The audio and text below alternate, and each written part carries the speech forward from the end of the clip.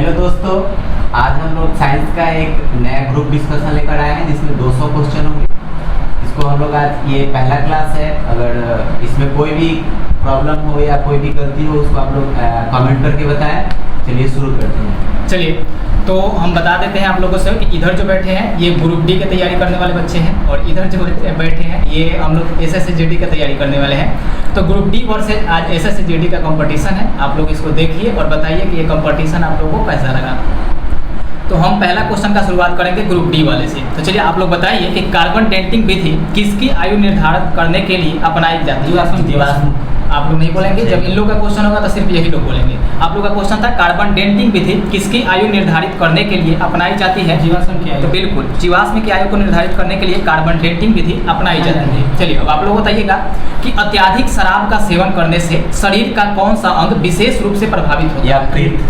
कौन सा अंग? यकृत। तो देखिएगा ज्यादातर शराब पीने से शरीर का जो यकृत होता है, जिसे हम लोग लीवर कहते हैं, वो खराब हो जाता है। आप लोग बताइएगा कि शरीर में रक्त बैंक का काम कौन सा अंग करता है। थोड़ा सा तेज बोलिए। तिल्ली करता है। बहुत अच्छा है। आप लोग का क्वेश्चन है कि हरे पौधों में प्रकाश संश्लेषण की इकाई क्या कहलाती है। क्वांटोसोम। बिल्कुल क्वांटोसोम कहते हैं हरे पौधे में प्रकाश संश्लेषण की इकाई को।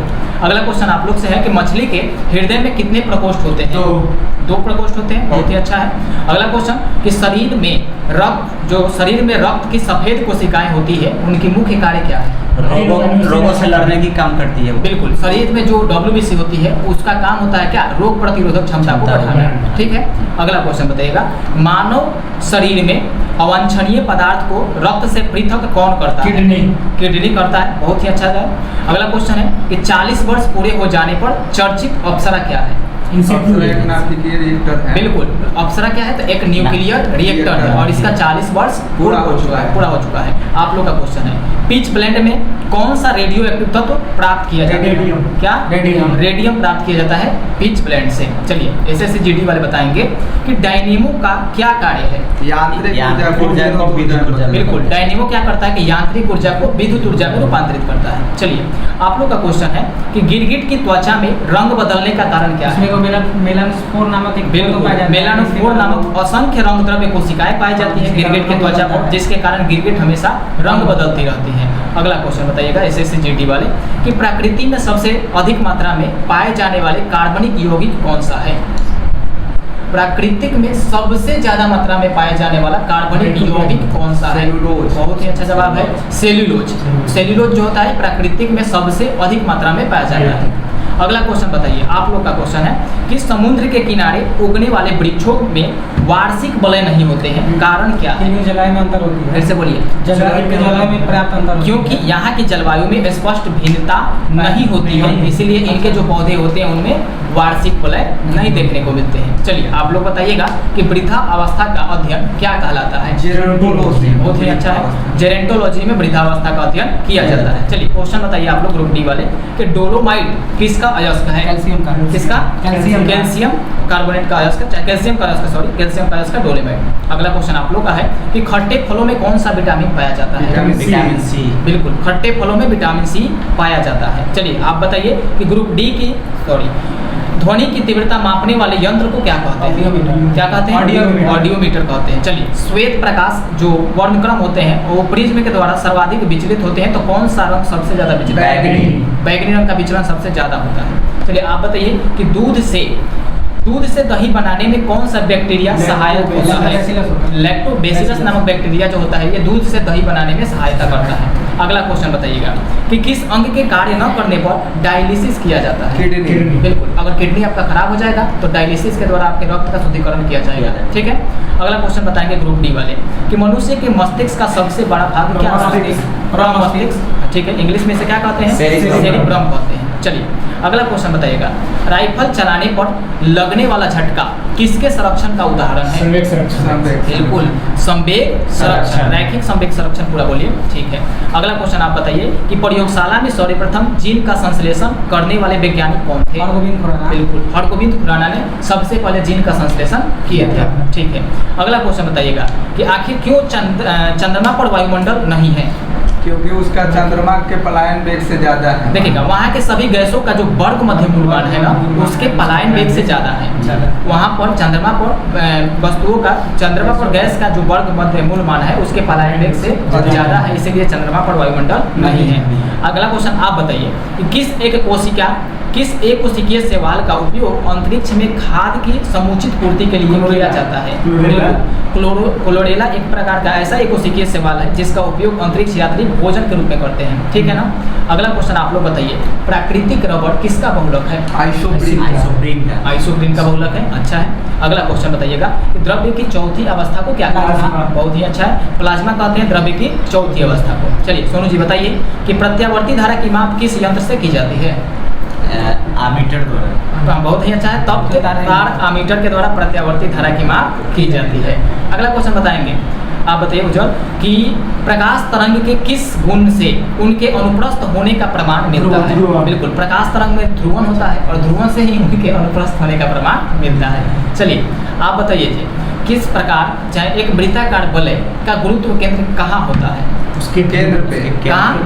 वलय के वृत्त के केंद्र पर, वलय के वृत्त के केंद्र पर वृत्ताकार वलय का गुरुत्व केंद्र होता है। चलिए क्वेश्चन बताइए। चलिए आपका क्वेश्चन है कि खनिज संरचना की दृष्टि से हीरा क्या है? कार्बन है। बिल्कुल, अगर खनिज संरचना की दृष्टि से देखा जाए तो हीरा एक प्रकार का कार्बन है। चलिए ग्रह गति का सिद्धांत किसने प्रतिपादित किया? बिल्कुल, ग्रह गति का नियम केपलर ने दिया है, याद रखेंगे। अगला क्वेश्चन बताइएगा कि हाइड्रोजन बम किस सिद्धांत पर आधारित है? अच्छा आपको क्वेश्चन है, बिल्कुल नाभिकीय संलयन के सिद्धांत पर हाइड्रोजन बम आधारित है। आपको बताना है कि प्रोटॉन की खोज किसने की थी? किसने? बिल्कुल, रदरफोर्ड ने प्रोटॉन की खोज की थी। अगला क्वेश्चन आप बताइए कि कौन सा पदार्थ पृथ्वी पर तीनों अवस्था में पाया जाता है? क्या? जल पृथ्वी पर तीनों अवस्था में होता है। अगला क्वेश्चन है कि हीरे के संबंध में कैरेट क्या होता है? हीरे के संबंध में कैरेट क्या होता है? हीरे के भार का मात्रक होता है, हीरे के भार का मात्रक होता है कैरेट। चलिए आप बताइए, गैल्वेनीकृत लोहे पर किसका लेप होता है? जिंक का। बहुत ही अच्छा है, जिंक का। अच्छा आगे क्वेश्चन है कि भारत में 28 फरवरी को विज्ञान दिवस किस उपलक्ष्य में मनाया जाता है? क्योंकि उस दिन सीवी रमन को भौतिकी के क्षेत्र में नोबेल पुरस्कार। बहुत ही अच्छा है, क्योंकि सीवी रमन के द्वारा रमन प्रभाव की खोज की गई थी। सीवी रमन के द्वारा रमन प्रभाव की खोज की गई थी, इसीलिए उनकी ही उपलक्ष्य में 28 फरवरी को क्या मनाया जाता है? विज्ञान दिवस मनाया जाता है। अब बताइए कि 7 नवंबर 1888 भारत के किस महान वैज्ञानिक का जन्मदिन? बहुत ही अच्छा, सीवी रमन का ही जन्मदिन है। चलिए सोनू जी क्वेश्चन बताइए कि आयोडीन युक्त नमक का प्रयोग किस बीमारी की रोकथाम के लिए किया जाता है? गलकंड कहिए या ग्वाइटर कहिए, इसके इलाज के लिए आयोडीन युक्त नमक का प्रयोग किया जाता है। चलिए आप बताइए कि पृथ्वी का औसत घनत्व क्या है? 5.5 ग्राम प्रति घन सेंटीमीटर, ठीक है। हाँ, अगला क्वेश्चन, विद्युत मोटर क्या कार्य करता है? विद्युत मोटर बिल्कुल, विद्युत ऊर्जा को यांत्रिक ऊर्जा में विद्युत मोटर कन्वर्ट करता है। आप बताइए कि सूर्य सदैव पूर्व में निकलता है, क्योंकि पृथ्वी पश्चिम से पूर्व घूमता है, क्योंकि पृथ्वी पश्चिम से पूर्व की ओर घूमती है। बहुत ही अच्छा है। अगला क्वेश्चन है कि पौधों में वाष्पोत्सर्जन दर के निर्धारण के लिए किस यंत्र का उपयोग करते हैं? पौधों में वाष्पोत्सर्जन के दर का निर्धारण करने के लिए किस यंत्र का उपयोग करते हैं? फोटोमीटर। बहुत ही अच्छा है, फोटोमीटर। चलिए अगला क्वेश्चन है कि रेड लेड का रासायनिक सूत्र क्या है? Pb3O4। बहुत ही अच्छा, Pb3O4। अच्छा अगला क्वेश्चन आप बताइए कि मानव शरीर में विटामिन के का निर्माण किस अंग में होता है? विटामिन के का निर्माण बड़ी आंत में होता है ना, कोलन बैक्टीरिया में विटामिन के का निर्माण होता है। विटामिन के का कार्य क्या होता होगा? चलिए अब बताइएगा कि डार्क एवेंजर क्या है? कंप्यूटर वायरस, एक प्रकार का कंप्यूटर वायरस है। बहुत ही अच्छा जवाब है आपका। अगला क्वेश्चन है कि फाइकोलॉजी के तहत विज्ञान के किस शाखा का अध्ययन किया जाता है? बिल्कुल, सवालों का अध्ययन फाइकोलॉजी में किया जाता है। आप बताइएगा कि किस विटामिन में कोबाल्ट पाया जाता है? विटामिन B12 का रासायनिक नाम क्या होता है? साइनोकोबालामिन। आप बताइए कि मेनिंजाइटिस जिसे हम लोग तनिका शुद्ध रोग कहते हैं, इसमें शरीर का कौन सा प्रभावित होता है? मस्तिष्क प्रभावित होता है। आप बताइएगा कि मानव शरीर में रक्त का थक्का नहीं बनने का प्रमुख कारण क्या है? शरीर के अंदर आखिर रक्त का थक्का क्यों नहीं बनता? बिल्कुल, हिपैरिन नामक प्रोटीन हमारे शरीर के अंदर उपस्थित होती है, जिसके कारण शरीर के अंदर रक्त का थक्का नहीं बन पाता है। अगला क्वेश्चन बताइएगा HTLV सेकेंड नामक वायरस से कौन सा रोग फैलता है? एड्स। अच्छा, आप लोग का क्वेश्चन है HTLV सेकेंड नामक वायरस से एड्स फैलता है। अगला क्वेश्चन आप बताइए कृष्णा जी कि मानव शरीर में सबसे छोटी ग्रंथि कौन सी है? पिट्यूटरी ग्रंथि। बिल्कुल, पिट्यूटरी ग्रंथि को मास्टर ग्रंथि कहते हैं और ये मानव शरीर की सबसे छोटी ग्रंथि होती है। चलिए बताइए कि एंजाइम मूलतः क्या है? प्रोटीन होते हैं। बिल्कुल, एंजाइम मूलतः प्रोटीन होते हैं। अगला क्वेश्चन आप बताइए कि पित्त का निर्माण शरीर के किस भाग में होता है? यकृत। बहुत ही अच्छा, यकृत में होता है। अगला क्वेश्चन बताइएगा कि कृष्ण छिद्र सिद्धांत को किसने प्रतिपादित किया था? बिल्कुल, एस चंद्रशेखर ने कृष्ण छिद्र सिद्धांत को प्रतिपादित किया था। चलिए सोनू जी क्वेश्चन बताइएगा कि साइनोकोबालामिन क्या है? Cyanocobalamin vitamin B12। Vitamin B12 का रासायनिक नाम है। बिल्कुल, आप बताइए कि टेट्रा इथाइल लेड पेट्रोल में क्यों मिलाया जाता है? इसके अपघटन की दर को बढ़ाने के लिए। बिल्कुल, एंटी नॉकिंग रेटिंग अर्थात कि स्फोटन की दर को बढ़ाने के लिए टेट्रा इथाइल लेड को पेट्रोल में मिला दिया जाता है। ठीक है ना? आप बताइए विजय जी कि हीरे की चमक होती है? पूर्ण आंतरिक परिवर्तन। बिल्कुल, पूर्ण आंतरिक परिवर्तन के कारण हीरे की चमक देखने को मिलती है। चलिए बताइएगा अंकित कि अपेक्षित आर्द्रता नापी जाती है? हाइग्रोमीटर से अपेक्षित आर्द्रता मापी जाती है। चलिए अगला क्वेश्चन बताएंगे SSGD वाले कि रेटिना पर बनने वाला प्रतिबिंब होता है? वास्तविक उल्टा है वस्तु से छोटा। बहुत ही अच्छा, वास्तविक उल्टा तथा वस्तु से छोटा। चलिए आप बताइए कि पोलियो का टीका सर्वप्रथम किसने तैयार किया था? किसने? बिल्कुल, जॉन साल्क ने तैयार किया था। गोबर गैस का मुख्य घटक क्या है? बिल्कुल, मीथेन है। अगला क्वेश्चन कि पोलियो का टीका हो गया। न्यूटन प्रति किलोग्राम किस भौतिक राशि का मात्रक? गलत दिया है सर। नहीं, न्यूटन प्रति किलोग्राम, हाँ हो जाएगा, त्वरण का मात्रक है। और ठीक है, वेग में परिवर्तन की दर को क्या कहते हैं? त्वरण कहते हैं। आप बताइएगा कि गोइटर नामक रोग शरीर के किसकी कमी के कारण होता है? आयोडीन की कमी से गोइटर नामक रोग होता है। अगला क्वेश्चन आप बताइए कि वायरोलॉजी में किसका अध्ययन किया जाता है? विषाणुओं का अध्ययन वायरोलॉजी के अंतर्गत किया जाता है। अगला क्वेश्चन बताएंगे कि विटामिन सी का रासायनिक नाम क्या है? Ascorbic acid. बिल्कुल, एस्कॉर्बिक एसिड जो होता है विटामिन सी का रासायनिक नाम होता है। चलिए आप ग्रुप डी वाले बताएंगे कि सामान्य व्यक्ति का अनुशीलक रक्त दाब कितना होता है? 80 ml। बिल्कुल, अनुशीलक मतलब होता है डायस्टोलिक 80 होता है और सिस्टोलिक कितना होता है? 120 होता है। अच्छा क्वेश्चन बताइए आप लोग SSGD वाले कि श्वेत प्रकाश के प्रिज्म द्वारा बने वर्णक्रम में किस रंग का विचलन सबसे अधिक होता है? बैगनी रंग का विचलन सबसे ज्यादा देखने को मिलता है। सबसे कम लाल का होता है। बिल्कुल बिल्कुल। आप बताइए कि कैलोमल क्या होता है? कैलोमल क्या है? कैलोमल क्या है? Mercurous chloride. Hg2Cl2। बिल्कुल, बहुत ही अच्छा आप लोग याद किए हैं। आप लोग बताइए सिंदूर का रासायनिक नाम क्या है? सिंदूर का रासायनिक नाम बताएंगे? HGS मतलब पूरा इसका नाम बताइए। Hydrogen sulphide. सिंदूर का रासायनिक नाम मर्क्यूरस सल्फाइड। चलिए झूठा सोना किसे कहते हैं? Iron pyrite, iron sulphide. तो प्राकृतिक में पाया जाने वाला आयरन सल्फाइड कहिए या आयरन पाइराइड्स कहिए, आयरन सल्फाइड और आयरन पाइराइड्स को झूठा सोना कहा जाता है। ठीक है ना? अगला क्वेश्चन बताइएगा कि पैंक्रियाज जूस में पाया जाने वाला एंजाइम कौन सा है? पैंक्रियाज जूस में कौन? पेप्सिन पाया जाता है। ट्रिप्सिन एंजाइम पैंक्रियाज नहीं तो 3 तरह के उसमें पाए जाते हैं। ठीक है, तो पैंक्रियाटिक जूस में एक ट्रिप्सिन एंजाइम पाया जाता है। चलिए ग्रुप डी वाले बताएंगे कि आंतों में प्रोटीन को अमीनो अम्ल में अपघटित करने में उत्प्रेरक कौन होता है? बिल्कुल, पेप्सिन एंजाइम एक उत्प्रेरक का काम करता है जब आंतों में प्रोटीन को अमीनो अम्ल में बदलना होता है। ठीक है ना? चलिए SSGD वाले बताएंगे कि एस्ट्रोडी क्या है? एस्ट्रोडी क्या है? जापानी उपग्रह है। बिल्कुल, ब्रह्मांड के विकास का अध्ययन करने वाला जापानी एक्सरे उपग्रह। विजय जी पूरा याद करके आए ना?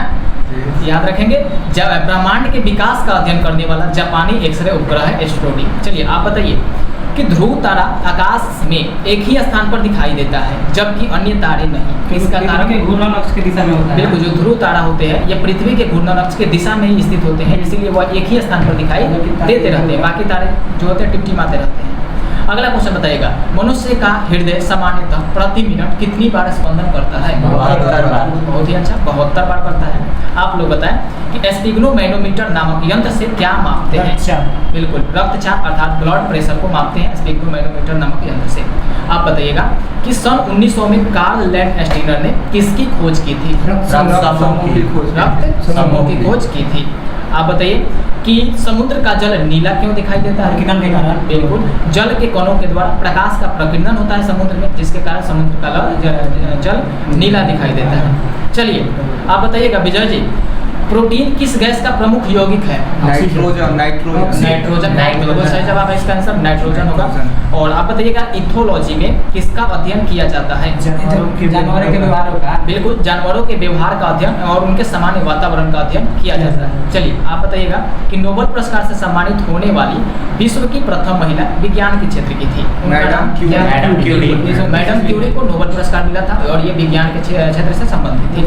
बिल्कुल। आप बताइएगा कि स्वदेश में निर्मित, भारत का स्वदेश निर्मित दूसरी पीढ़ी का पहला उपग्रह कौन सा है? बिल्कुल, इनसैट 2 स्वदेश में निर्मित है और दूसरी पीढ़ी का पहला उपग्रह है। अगला क्वेश्चन बताएंगे कि सूर्य के प्रकाश की सहायता से शरीर किस विटामिन का निर्माण? Vitamin D. Vitamin D. रासायनिक नाम इसका याद है आपको? विटामिन डी क्या होता है? कैल्सिचोकोफेरॉल। कैल्सिफेरॉल होता है। आप बताइएगा कि हेली उछलता प्रतिवर्ष कितने प्रति कितने वर्ष बाद दिखाई देता है? बिल्कुल 76 वर्ष बाद दिखाई देता है। आप देखिएगा किन तरंगों की सहायता से चमगादड़ रातों में सुरक्षित उड़ लेते हैं? पराश्रव्य तरंग की सहायता से ये उड़ती हैं। आप बताइएगा कि HIV विषाणु से कौन सा रोग होता है? कौन सा? एड्स होता है। गुड, अच्छा है। अगला क्वेश्चन आप बताइएगा रक्त का थक्का जमाने में कौन विटामिन सहायक है? विटामिन के सहायक है। आप बताइए एम्पियर सेकंड मात्रक है? आवेश का। इसका आवेश का मात्रक है। आप लोग का क्वेश्चन है कि लाफिंग गैस है? Nitrous oxide. बहुत ही अच्छा है। आप बताइएगा कि बाह्य चुंबकीय प्रभाव से वैज्ञानिक यंत्रों की रक्षा कैसे की जाए? लौ के मतलब बिल्कुल, उस पर लोहा के कवर चढ़ा दीजिए और बाह्य चुंबकीय प्रभाव से वैज्ञानिक यंत्रों की रक्षा की जा सकती है। अगला क्वेश्चन आप लोग बताएंगे, अच्छा क्वेश्चन है कि परमाणु बिजली घरों में किस प्रकार का न्यूक्लियर अभिक्रिया होती है? नाभिकीय न्यूक्लियर संलयन होता है या न्यूक्लियर फ्यूजन कह सकते हैं। परमाणु बिजली घरों में ये अभिक्रिया देखने को मिलती है। आप बताइएगा ग्रुप डी वाले कि गामा गिरने पर किस प्रकार का आवेश होता है? आवेशहीन होता है, कोई आवेश नहीं होता है। किसी प्रकार कोई प्रकार का आवेश नहीं होता है गामा गिरने पर, इसकी वेधन क्षमता अधिक होती है तथा ये आवेशहीन होता है। आप बताइए रेडियो कार्बन तिथि निर्धारण विधि का उपयोग होता है? रेडियो कार्बन तिथि निर्धारण विधि का उपयोग होता है, बोलिए ठीक बोल रहे हैं, जीवाश्म की आयु का पता लगाने में। आपका क्वेश्चन है कि हाइड्रोफाइट किन्हें कहते हैं? जलीय पौधा। बिल्कुल, जलीय पौधे को हम लोग क्या कहते हैं? हाइड्रोफाइट कहते हैं। अगला क्वेश्चन है कि दो समांतर दर्पणों के बीच रखी वस्तु के कितने प्रतिबिंब बनते हैं? बिल्कुल, दो समांतर दर्पण के बीच अगर कोई वस्तु को रख दीजिएगा तो उसका अनंत प्रतिबिंब बनेगा, ठीक है ना। अगला क्वेश्चन, अगर क्वेश्चन थोड़ा सा घुमा दे या पूछ दे कि दो समांतर दर्पण के बीच रखी वस्तु का सबसे अधिक चमकीला प्रतिबिंब दूसरा प्रतिबिंब जो होता है सबसे ज्यादा चमकीला होगा। अच्छा क्वेश्चन बताएंगे ग्रुप डी वाले कि तेल का जल के तल पर फैल जाने का क्या कारण है? पृष्ठ तनाव जल से कम होला। बिल्कुल, क्योंकि तेल का पृष्ठ तनाव जल की अपेक्षा कम होती है। बिल्कुल सही जवाब है।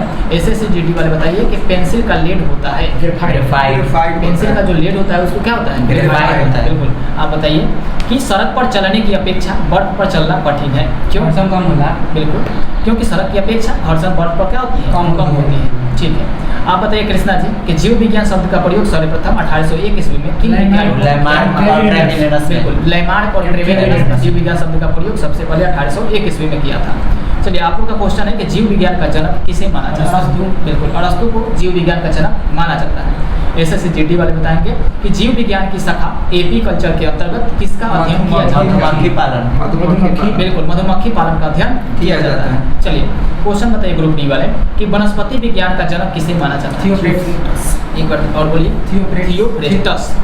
अगला क्वेश्चन है कि जीवन के उद्भव का आधुनिक जीव रसायन सिद्धांत किसने दिया? जीवन के उद्भव का आधुनिक जीव रसायन सिद्धांत किसने दिया? नहीं, AI ओपेरिन ने दिया था जीवन के उद्भव का आधुनिक जीव रसायन सिद्धांत। क्वेश्चन ट्रांसफर करी नहीं है। हाँ, क्वेश्चन आप लोगों के पास ट्रांसफर करेंगे और ये लोग गलती करेंगे तो या ये लोग पास करेंगे। ठीक है, वैसे भी आप लोग का तैयारी होने से अच्छा है।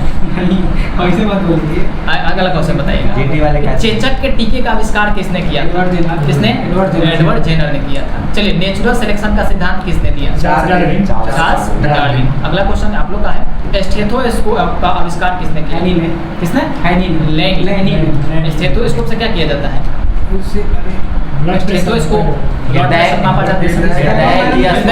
की चाल या हृदय से संबंधित स्पंदन करती है। हृदय के स्पंदन की गति मापी जाती है और इसकी खोज लेनी ने किया था। अगला क्वेश्चन आप बताइए सोनू जी, टाइफाइड के जीवाणु की खोज किसने की है?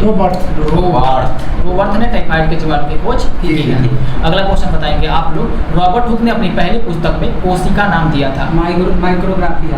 माइकोग्राफिया। कोशिका का नाम क्या दिया था पहली पुस्तक में? कोशिका को माइकोग्राफिया से संबोधित किए थे। पुस्तक का नाम है नहीं, पुस्तक का नाम रॉबर्ट हुक ने अपनी किस पुस्तक में कोशिका का नाम दिया था? सॉरी सर, ठीक है, अपनी किस पुस्तक में कोशिका का नाम दिया था? माइकोग्राफिया पुस्तक में कोशिका का नाम दिया था। चलिए आप बताइए कि विषाणु का खोज किसने की थी?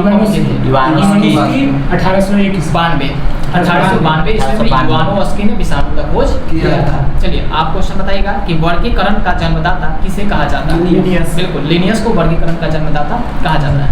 आप बताइएगा वेटकर के अनुसार समस्त जीवों को कितने जगत में वर्गीकृत किया गया है? 5 जगत में। बिल्कुल 5 जगत में वर्गीकृत किया गया है। कौन कौन? तो मोनेरा, प्रोटिस्टा, कवक और जंतु। ठीक है, लास्ट क्वेश्चन आप लोग बताएंगे कि सभी प्रोकैरियोटिक जीव अर्थात जीवाणु साइनोबैक्टीरिया तथा आर्की बैक्टीरिया को किस जगत में शामिल किया जाता है?